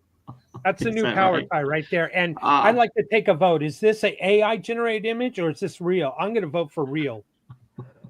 I think I'm that's kind of real. voting like this, just Well, so it you says know. I'm Grok voting in the lower right corner, I'm so I'm going to raising go my with hand and machine voting for generated. real. Well, Grok is Mossad, so. Oh man. Yeah, there's a little Grok symbol down in the lower right, so I'm assuming this was generated. Watermark. This one's not AI, I don't think. It's video, unless it's a more advanced. No, that's video. probably not AI. Yeah, that's. No, that's AI. The other one was real. That's a real thing, though, isn't it? The 0% interest. That's real. If you know the code, That's you go to real the bank, totally real. If you have You know, really good really. credit score, it is. you know the word to go in your Promo. bank, and you say it, you get zero interest. What is it? Your mother and your grandmother had to be the J Italian? word. Yeah, Italian with the J. Yeah. Italian with the Then you get the special Italian. window in the bank at the bank. I'm Oh. sorry, sir. I don't speak Italian. I don't know if you guys saw this. There was, I don't know whether it was real or not. Someone, I can't remember exactly what the prompt was, but he asked ChatGPT to basically make a little comic book of itself. And Oh, it did this all was these amazing. really did you read crazy. this post? Yeah, Did it was anyone- really neat. Amazing. Yeah. So I have a question for Amazing Aaron. How's stuff. the fast going? It's going Yes. it's going pretty well. It's day 4. I mean, the longest I've done is 38, so this is kind of the early days. Yesterday was the worst, and then it'll get better from here. So at some point I'll actually have more mental energy. Right now I'm a little low, but the bad part's over, and now it should be clear sailing Yeah. ahead. Did you get any I day get- 3 hallucinations? Because I totally did. No, I didn't have any. I had a headache, and I had a little bit of brain fog, but no hallucinations. Yeah. Yeah, I got like birds chirping in my ears when I did it. It was the damnedest thing. Oh wow! Yeah. Wow. I don't know how you can So do what- it. What's the Latin say here, Joe? Do you know? The bottom is all humans are welcome, give or take. The top is, I think, all through one. So it's like an individualism instead of unity of many, right? It was the Right. like You're trying to something do an like- inverse of e pluribus unum. right. Right. That was the Although, attempt. That's an interesting construction. I got When I got did it another before, I question did for ex Aaron. uno plura. How's the how is the what's the outlook looking right now with Roger? I don't know. I think he's got a good shot at it. I mean, it's my hope that he doesn't have his hearing on May the 12th in California. But at this point, it's probably the focus is probably on having the case dropped more than a pardon. So a pardon's not likely. The issue that I have with all of this is it's hard to get enthusiastic, which is part of why I decided to do this. Like, I think we need to, and I'll announce more on Monday. I'm going to be really ramping this up and extending the fast because think about the challenge here. The challenge is that you've got to break through to the DOJ, and the DOJ and the AG hasn't done really much of anything in terms of like flopping on Epstein and everything else. And so how do you build enough momentum to actually move this to the top of the pile? Because the thing is, it seems like, what does the AG come out with? People are vandalizing Tesla, so we're going to call that terrorism, and we're going to make that the big issue, and we're going to go on Fox News every day. And so I mean, I'm cautiously optimistic because there's been a lot of pressure put on it, but at the same time, what hurts Roger is the fact that he's not a U.S. citizen. So we have all of these tariffs, and we have all of this stuff going on about Make America Great and everything else. And so I actually think the thing that hampers him the most is that he's not a U.S. citizen. I think that's actually why this hasn't been dropped yet. And it's foolish when you consider the fact that, okay, yeah, he's not a U.S. citizen now, but this is for alleged taxes from when he was a U.S. citizen that are absurd, and it's all lawfare. So I think if we get enough information out about who Roger is and how this is lawfare that affects everyone, that will increase the chances. But it is important to get the word out because I do think this administration runs on press and vibes. So true. I do have a question and for you. governance as well, in Aaron. general, really, these days. And that. Go ahead. I'm sorry. I was just going to follow up what Zach was asking. I know Angela McCurdle. I know she's not in an official capacity, more from the libertarian point of view, but she says that they're still working on it. Do you know anything about what they're trying to do from her end, or? Well, I brought her in to help with Roger, but I'm not involved in any of the day-to-day stuff. So everything that I'm doing with this fast is separate. This is me on my own accord. He's got his legal thing, and it's better that way. I mean, I shouldn't be involved. I'm not a lawyer. There are a whole variety of reasons, but I do know he has great people working on this, and they're implementing whatever their strategy is, and I am independently doing a public-facing strategy. Understood. Makes total sense. Which I don't know about you guys, but if anybody here has ever done a fast, this is one worth joining. Yes. Well, if you've ever done it, and then every day I'm doing a podcast. So I've fasted 200 days in 2022, 2023. The longest is 38 days. So when you talk about empowerment, and we talk about, we're going to do political activism. How are we going to make things better? Actually, fasting is one of the best things that you can do for yourself, and it's underappreciated because there's no money in it. So medical schools don't teach it. In fact, doctors only have 22 hours of nutrition training. There's 0 minutes of fasting training because, of course, if it turns out that you can reboot your immune system, generate stem cells, possibly knock out things like cancer by doing nothing, there's not even food in it, there's no pill, then there are a lot of people that don't want it to be known how effective fasting is. There's this guy, Dr. Alan Goldhammer, who there are a lot of YouTube videos. He has a water-only fasting clinic where he does 40-day fasts, and he's collected a whole bunch of information. So it's good to do for political purposes. Obviously, it will help bring attention, but it's also a good thing to do for Liberty and CAP people because it's something that they can do that will actually improve their own health by participating in it. Yeah. And I'm going to add something You biblical get 80% to of that, the benefits actually. of it too, just by doing 7 days. Like Yeah. after 5 days, you've gotten 75% of the benefits of the overall process of reset that happens. This is actually pretty solidified science at this point. Yep. I'm going to add a little bit biblical on that as well, because there's a reason why Jesus, after he was baptized, he went to the desert for 40 days to fast. 40 days reaches consciousness.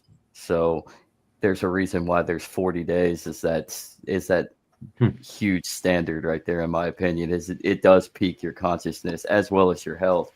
Well, and on that 40-day front, so Jesus, Moses, Noah, but also a lot of the ancient mystery schools in Greece and Egypt, Pythagoras did a 40-day fast. That was kind of an entry requirement for getting into a mystery school. So there is something to that. And I know who knows, maybe we'll do a 40-day fast for Bitcoin Jesus. My understanding of ancient and Greek. again, when you think about like Yes. the history of marking time too, like people who would not eat for any number of days knew exactly how many days they were doing it, right? Well, you my knew when you were not volunteering food, but otherwise you might lose track of the calendar, like back when some of these things were created. So I it makes you understood that- conscious of time. It's a great point. That's a great point. I understood that 40 was. Did you know that also in Jesus was a ancient Greek. Jew? Ancient Greek, the number 40 just meant a long time. There wasn't actually a specific amount of days. But Yeah, what do I know? It was a way to quantify days out further than most people ever thought to plan. Yeah. It's like saying a month, give or take. Interesting. All right. Yeah, But, between two moons of the same type, right? So, yeah. Okay. Any I've other got current another- events? I have another question for Aaron on Okay. on the May 12th on Roger's case, that hearing. Do you think it's possible that they will, because now the extradition is now active or valid, they could take him before that date and bring him to the U.S. for that trial date, May 12th? Well, I've expected, and so like any minute, I'm expecting him to be arrested because I mean, he lost his extradition case, so I think it's a every day that he's not is kind of a miracle. But one of the things that's fascinating about this motion to dismiss hearing is that the government's trying to make the claim that he's a fugitive for fighting extradition, which of course is not true. That's not factually true based in law, but it's just another example of how much overreach there is coming from the Department of Justice. So I'm going to encourage people to go. I'm actually going to be flying from Amsterdam to LA for the hearing, but I hope the hearing never happens. I hope that it gets resolved before that. But there's a high probability that the date will get changed. This is the second time it's already changed, and it could be changed because the prosecution has an issue, the defense, or the court itself, or it's LA, so there's a fire or an earthquake or whatever. So get refundable tickets. But but yeah, I mean, and I think if he's arrested and when he's in the United States, they're not going to let him out on bail. Based on what it seems the interactions were with him in Spain, they were trying to get him arrested because he's been out on bail. They were trying to get his bail revoked, claiming that, well, he's going to lose, so you might as well just put him in prison anyway to make sure that there's no kind of flight risk. So I think if he does get extradited, he's not going to get out on bail. So this whole thing is just, it's obscene, and everybody, we need to get the word out and figure out how to get this to the top of the heap for the DOJ. And I think Trump still should pardon him. I mean, even though Musk came out and said membership has its privileges, he should still pardon him. So the pardoning is not off the table. It's just, one of also, if we want to send a message as a country that says America is a great place, right? That if you really want to be here, that good things happen. then we shouldn't be seen like it's bad optics. I'm sorry to punish people that try to leave. Yeah. If you wanted him to come back quickly someday, if you ever wanted him to come back, which would be a huge endorsement of what's going on here. If he were to rejoin the U.S. at some point, whoever was doing something better than anywhere else in the world. This to me is just twisting a knife that you shouldn't twist, because if you handle this gracefully, you might even see him come back in as part of the deal. Right. Exactly. In my opinion, Yep. for a good political gesture for Trump, and this is just my opinion, Trump should pardon Roger and deport Elon because of his Epstein affiliations. Deport Elon back to I think South you should Africa. blanket pardon all former citizens who renounced their citizenship for any crimes they ever committed. Yeah. Just a jubilee for all of them. Do you know if Elon's pivoted his position Assuming at they're all? not violent crimes, right? Not violent. I'm not talking violent crime. So Elon hasn't talked about it, and I don't know if that was Elon's opinion or because the way that the interchange worked online was somebody said, now that Ross is free, what about Roger? And Elon's response was, I'll check. And then he came back. So I don't think that wasn't Elon giving his opinion. That was Elon actually channeling somebody else's opinion. Now, I don't think that opinion is necessarily Trump, but it's probably somebody else in the administration that handed that down. And so so he hasn't spoken about it, and he's obviously busy doing his other things. But we should still push for a pardon, and we should push for a dismissal, but push for raising awareness, because the problem is, Joe, you've got to experience so all of these meme coins. You've got Hawk Tua, you've got all these other people. What bothers me about this is that there are people that are like, oh yeah, this administration is really pro crypto. Well, I think that it's so you can invest in a Ponzi now, but you still can't invest as an individual investor in a small stage company. You still can't raise money. So I don't think that glorifying this isn't a big win. There's no big win in crypto yet by what the administration has done, and they continue to not release any of these people that are facing criminal charges. So I hope this changes. Yeah, and you have to think too. How many other things we've been told? Oh, maybe we'll get rid of the IRS. Okay, is that has nothing since auditing the gold? What else? No, we don't want to. JFK files came out filtered somewhat. Epstein. They're stuff not all out waiting. Yeah, Epstein stuff we're waiting on. I mean, is any of this? Is it just all? It feels like American politics is some mix between American Idol and the crypto world over the past 5 years, right? It's just it's all. An announcement is going to get my numbers up, so I'm going to make an announcement. Doesn't matter if we. It's very Justin Sun. I was about to say. They're relaxed in the grip just enough to make people feel comfortable, so that they can tighten it back up later. Yeah. Well, maybe either that or there is like an actual process they're following, and it's just going really slow. This is also possible. They could be following process by default, right? Because where they're not actively railroading their authority over government, the status quo is persisting, and this is really the problem, right? Until someone intervenes, Roger's in a meat grinder, and that meat grinder will do what that meat grinder fucking does. And we're not talking about this. Nobody's talking about dismantling the meat grinder. They're talking about correcting the injustices that are currently being done by the processing of people into it, right?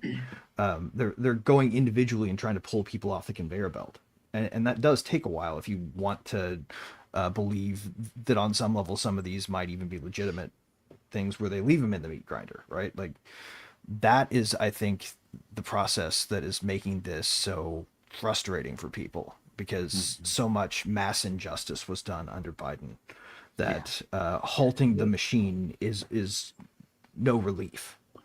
What you need to do is actually get people out of it in mass. Yes, you do. There needs to be a J6er style absolute blanket pardon everybody involved in Biden crypto era lawfare. All of it, everybody.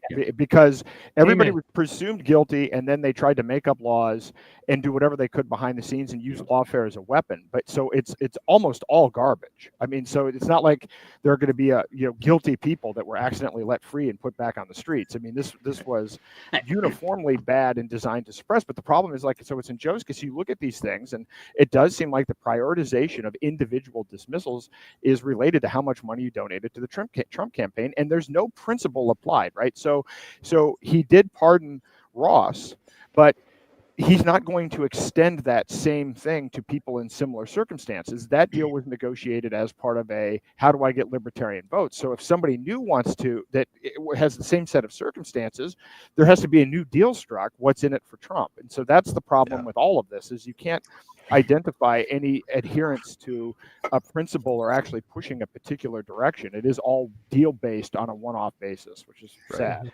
Yeah, right. Well, we got I Ross when I because was we got watching Ross him- because Snowden was too controversial, He basically. did. He just signed an executive order, and Kid Rock standing next to him. And Yeah, what that order? What a meme.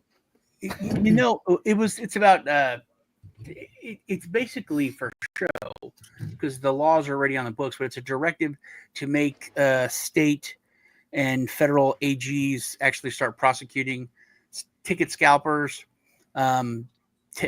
people using bots to buy tickets. Important issue. So, but I was thinking, there's no way this would happen if it wasn't Kid Rock wasn't friends with him. This is like the most slimy. But then you can't argue with like, well, it's You know a how valid sad point. people would be if ticket scalpers actually got eradicated? But on that level, to be at that high of a level of importance and have this, this happening, just because you hung out with a dude, it is like Aaron said, it's really just like Chicago politics, from back in the day. It really is. Mm-hmm. Well, Chicago I'm just politics surprised is the whole of the new left. nobody's right? died. That's their whole thing. To stop the ticket, scalpers, you could have stopped it very, very easily. Just tokenize the damn thing and let the free market deal with it. Well, or like maybe stop defining ticket scalper as a class and pushing down on them, and see how fast the market diversifies in a digital age, right? Right. It will. The market will fucking take care of it the second there is no threat of being oppressed by some law that's targeting a ticket scalper, which is actually a valuable service. Yeah, But the government's here to help. Who's Duh. going to list those things in all the online marketplaces? The company that already charges a flat fee to issue it once? No. Somebody's got to do those listings. Trump administration one was repeal and code just at a snail's pace, and he tried to pivot with his second administration. They just need to do a blanket across the board expiration of all the laws, and just I'm not encouraging the growth of the state, but I mean, if they're going to go back to doing a code, they're gonna have to be a little bit more effective with how they do it. So let's put it this way. So the Department of Justice, 2 cases pop up on the desk. Let's see, Roger Ver and Haktua Girl. Oh yeah, Haktua Girl. Let's let her slide, and we'll keep prosecuting Roger. Yep. Yeah. Well, I mean, is that the question is how's that hopper coming onto the desk, right? Like what's being ordered and what's being not, right? I'm how really much of it is coming from within the agency not cooperating quite yet? Because remember, a lot of these agencies are still being wrangled into place. Yeah, so I mean, the SEC is one track. So you are getting things done from the SEC, but it has its own prioritization scheme that does seem to be tied, politically motivated. But at least there's action there. There's no action on the DOJ IRS front. The IRS isn't dropping any cases. The DOJ isn't dropping any cases. And so this is an issue where you actually are dealing with a cronyism within each. So it's all personalized. So it's all about who's running each one of these. And each federal prosecutorial district too. It's happening like that. Like Roman Storm, whose project has now been delisted, and whose users won a federal case saying, actually you can't list this asset, OFAC. And OFAC then, snarkily later said, on our own discretion, we're delisting it. But Roman's still being prosecuted in the Southern District of New York because the Southern District of New York is not complying with any particular strategy of slowing down, right? They're trying to get all the crypto criminals before the top-down power can get in the way. Exactly. And by the way, why do we have to hear about them potentially pardoning Sam Bankman-Fried? All the crap that's going on, and I'm hearing that. I'm like, what in the world is wrong with this place? Oh, we know. That sounds like a media op to me. I think the CIA wants us to think about that. Yeah, it's another diversion tactic. Probably. Can we move on to the tariffs and the Liberation Day that took place yesterday of our wallets and our money? We've been liberated because if tariffs are going to come in and now we're going to pay more for the price of goods, right? But we still have income taxes. It would be different if one was taken away and the other one was put in its place. But no, we're having tariffs now come into play and our income taxes. So we as Americans are not only going to feel the pain, but it's going to be double. And then so we're going to see inflation, and I have personal, viewpoint on this because I've lived it. I've been on the border selling products, with a company. We're at 250 million in sales. It's not nothing to sneeze at. Yeah. And we were selling products south into Mexico, mostly meat protein products, right? And as soon as there was a protest in Mexico against whatever product we had, there was always a reverse tariff, a reciprocal tariff. Well, we never, if Mexico increased the tariff on our products, we never just ate it and just like, well, okay, well, we'll take the hit and pass it on. No, what we did was we covered that cost by increasing the price of the product that was going into Mexico. And we had to, because if we had a 1% or 2% profit margin, we couldn't take a 10 or 20% hit on the product cost, of the importation fees. Those importation fees were always passed on to the end consumer, to our customer. And the customer expected it. They knew it was going to happen. And so that's exactly what's going to take place now. I get the idea that we want to try to bring about manufacturing in this country, but there's a logistics function of getting those raw materials here and putting the factory back online, and that cost of building the new factory. And also eliminating the regulatory costs of opening a factory, right? The part of the reason people like to build in China is because they don't require 18 months of economic impact statements before you can make a major construction move, right? This is the thing you have to get rid of if you really are serious about bringing manufacturing back to the United States. Because right now we're basically having to put in artificial barriers to keep other countries from taking that business from people who want to try to start it here. Yeah. And the security of your business by running it here is only as good as the administration in power. So in 4 years, do you trust that the person who comes in isn't going to lift those tariffs, reopen the global trade markets, and basically shut you down, where you're going to have to use the money you made over the last 4 years to outsource everything and sell your soul? The perfect example of that is what Jon Stewart, how he was talking to that guy from I forget what news agency it was, but he was going over the Biden administration high internet thing, and how they spent like $2 or $12 billion, and it's been years, and they haven't brought internet to one person yet. And he's like, this study, they did this, and then they had to do this, and he went through how there was like 500 companies that signed on to this bill, or this Mike Benz does a great bit about thing to get it done, and then slowly through the regulatory process they dropped off to where there was like 2 left out of hundreds, and that's, like Greg said, that's what kills it. You can, in the end, it'll be huge corporations that have the funds to just throw money at it and put a business or a factory online. And it goes back to what Aaron said. It's just the people at the top, So let me. And meanwhile, guys, getting special deals and fast track stuff to get things done. Well, in this weird swing in the tax base, Aaron, is all a farce too, right? Because ultimately the Fed's gonna still buy enough bonds to fund whatever the hell they spend over. Yep. And that doesn't change no matter the fucking administration. No, it doesn't change the. But I'm outraged that I was told Liberation Day was going to be Nasara, Jassara, a global debt jubilee, and that we were going to move the dollar to a gold-backed currency on XRP. And so that didn't happen on Liberation Day. So I am just outraged. Bold of you being an XRP fan. How fast will it take to collapse the economy with both the income tax taking half of everything and then tariffs taking, I don't know what, it depends on what it is. There's going to be some rocky at the end of the overlap, year. let's put it that way. Okay, end of the year. No, it's probably before the already midterms, starting. though. Either way, right? I want to hit something real quick. We don't have a lot of time. Malay. We're talking People about are selling the news right we're talking now. about JFK Hitler. files and Epstein Hitler files. Malay is releasing the Hitler file about how Yeah. Hitler went there. Yeah, Really? That And so in the 1960s, he died in the 1960s and fathered 2 daughters. $2. Yeah. Yeah. Mm.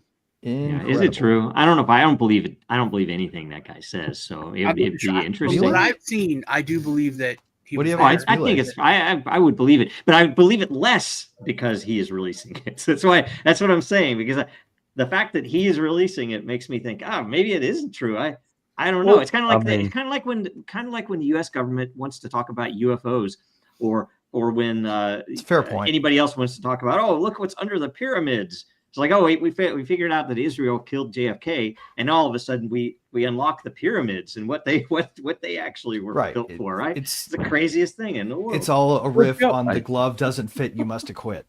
But Joe, Right. but There you also go. look Giant at it distraction. this way. I if he still don't people- believe that. If he's able to come in, That fix the pyramid country, thing. do all this economic upheaval, and then say, "Oh, by the way, we sheltered all the Nazis, but it wasn't me, and we hate it. I'm making it, public." It kind of washes away the stain. It's that thing like you posted the meme. Oh, that was back then. That's not us now. So you're able to put it out, give transparency, let it know it happened, admit it, but not really take responsibility or get hit for it. Joe, let's apply your own That's actually test. true. Your own test is if they're hiding it, they don't want you to look here, there must be some truth there, right? That Right. censorship thing, if Right. they're hiding Right. it. Well, Well, Yeah, that's what, let's that's suppose what- that it's that's true what just to was see what happening happens in- to the world. That's for a what was second. happening in Argentina. They were hiding this. The FBI, CIA had files on this. They were hiding it as well. It was part of Operation Paperclip because a lot of Yeah. these scientists were actually going to Argentina.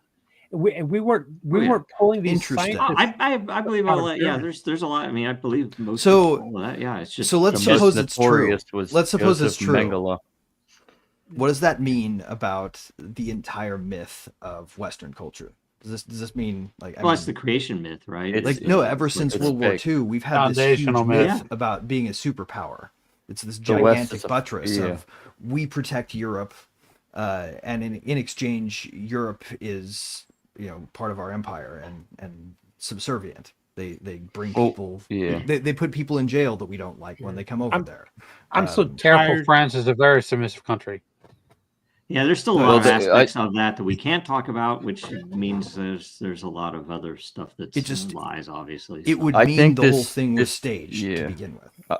I think this changes the narrative for people that like us that critically think.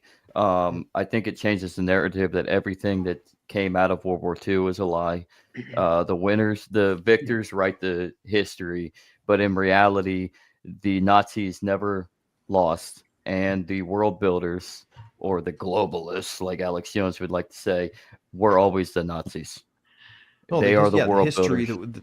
the history that we wrote was Mhm. essentially propaganda from the start. Yes. Yeah, I that's mean, pretty obvious. and- Okay. Or getting everybody to believe that the opposite of fascism was what got defeated. Oh, there we I go. mean, Joseph Goebbels was the master propagandist for Yeah. for the Third Reich. So Oh, we didn't get to the Learn moon from the landings. best. That is a What is an what interesting- suppose the Nazis won? What Yeah. would we believe? You know, I right tell you now? what. that would be Much the most like many convenient other for the people have said Nazis? recently, I would actually rather be speaking German than living in the world we're living in right now. So whatever that means, I don't know German. I took about a year of it in school. I could probably do okay with it. I think drive. there should be I- somewhere I can between count to German 3 at and least. English. I could count to 9. I used to. Used to be able to count to 9. You can count the no. I took 3 years of German. No. We should make it Germanic only I could- Esperanto. Yeah, imagine if the I could U.S. say would have never beer gotten and- involved. If the I could U.S. say would have never beer gotten in involved, German. let it just Yeah. play out. That would Wait, have been the that's right way to go. French. If this was April Fool's Day, I'd tell you I'm a Fed and I'm fluent in German. Right If on. this Okay, was we April Fool's have Day, I would say I was a Nazi. 10 and a half minutes left. So we're going to start with Andrew. What's up this week? What should we know? We're going to continue on our episode tomorrow with the Enneagram of Christian perspective and go over the second section of the book. That'll be fun. Excellent. Zach? Interesting. Okay, cool. Sean. Usual stuff. Check out my channel. Check out me and Lisa. We didn't have a Truth Tuesday because she had a lot going on, but should be good to go this Tuesday at 4 o'clock or 4:30 usually on Tuesday, Central U.S. Canada. Excellent. Zach. Take a break from everything that's going on in the world and tune into the Legacy Right every Friday at 11 a.m. Eastern daylight savings time. I'm gonna add that in because I'm a douchebag, and and just explore with us psychology and philosophy and to the Christian perspective. So that's what we're on right now. So take a break from all the mundane and come explore the Enneagram and Christian philosophy with us. Interesting. Aaron. I encourage you to check out. I'm doing this fast, and on Monday I'm going to extend it beyond 7 days. I'll announce the details on that. But the purpose is to raise awareness about Roger's situation, but also raise awareness about the things that he can't speak about himself. So hijacking Bitcoin and Zano and actual peer-to-peer digital cash that we can still create, and also his support for other people. So I'm going to do that as one part of it, but also introduce people to fasting and talk about the benefits of that. So that's every night at 8 p.m. Eastern time, except on the weekends. I'm not going to do it on Saturday and Sunday. And then lastly, I encourage everybody to come to Pork Fest. So I'm co-sponsoring the biggest tent at Pork Fest with Moneratopia. So it's going to be an entire week packed of hands-on use of cryptocurrencies and privacy coins and talks related to that. We're going to bring back 2012 energy, where people were at Liberty events actually talking about how to use cryptocurrencies to defeat central banks instead of how to work with BlackRock and use taxpayer theft and civil asset forfeiture to pump their bags. Excellent. Greg. I think that the thing that I want to refocus everybody on is the fact that there are people like Roger and people like Roman and tons of people who are still in the meat grinder here. And if you guys can help, this is also a huge opportunity for you, because if you want to get a voice that people hear, and you find a topic that's really important that nobody's fucking talking about, this is the time to break some ground on your own media messaging machine. Get good at it doing something good. And so that's what I would encourage everybody to do, is not just use their ears and their retweet buttons, but to use their voices. Yep. Right on. William. Well, I encourage you to go to Litecoin Lisa's channel and shout out to Litecoin Lisa for not unfortunately she couldn't be here today. But 2 weeks ago, I did this thing. I hereby grant myself the absolute moral right to steal your stuff, and it's got my signature on it. And I encourage you to go watch that. It was really good. And then last week, or this past Monday, we talked more about the people have spoken, and that's how we got where we're at now. And as far as I commend Aaron for his fast, and another way to support Roger Ver is go check out his book. If you don't believe what he says, read how he documents how Bitcoin was hijacked. Poke holes in it. I challenge you. Nobody's talking about, they want to do ad hominem attacks. They don't want to talk about the facts of what took place. It's because nobody reads books. The fork wars. And last but not least, go to din.social, where every post is a poly market. Now we saw the poly market with, the election, right? Who was going to win, Harris or Trump? And people were making bets. Well, at Din.social, every post is basically a poly market. Incentivized human behavior with a reward if you get it right and you vote early on a post. That's what Din.social is. Imagine that. There's no algorithms. There's no ads. There's no, I'm going to sell your data. Imagine that you can earn crypto by posting on Din.social, and it's a poly market on every post. That's the algorithm. There's no central authority that says, look here, don't look here, censor this. No, we are the algorithm. And if you want to learn more, go to Din.social. And by the way, there's a DinDAO meeting today at 2 p.m. in about 2 hours. Right on. We are And the algorithm. I will say, well, hopefully, we're still waiting on an expected SEC drop in the case. We don't know. We don't know when. We don't know how. Anything else. But one way or another, we're still hopeful that happens soon. So keep up all of the attention. Pay attention to everything Aaron's doing with related to Ross, because Roger, because everything is. I'm looking at the Pork Festival and I see free Ross signs everywhere. I'm sorry. It's like we need all of these things to happen, and there's just too much bad stuff in the world. Anyway, see you next week. We'll be back here. Show up at the DinDAO call if you have any questions. Trying to think anything else. Thanks everybody for coming. This was a good show. It was fun, right?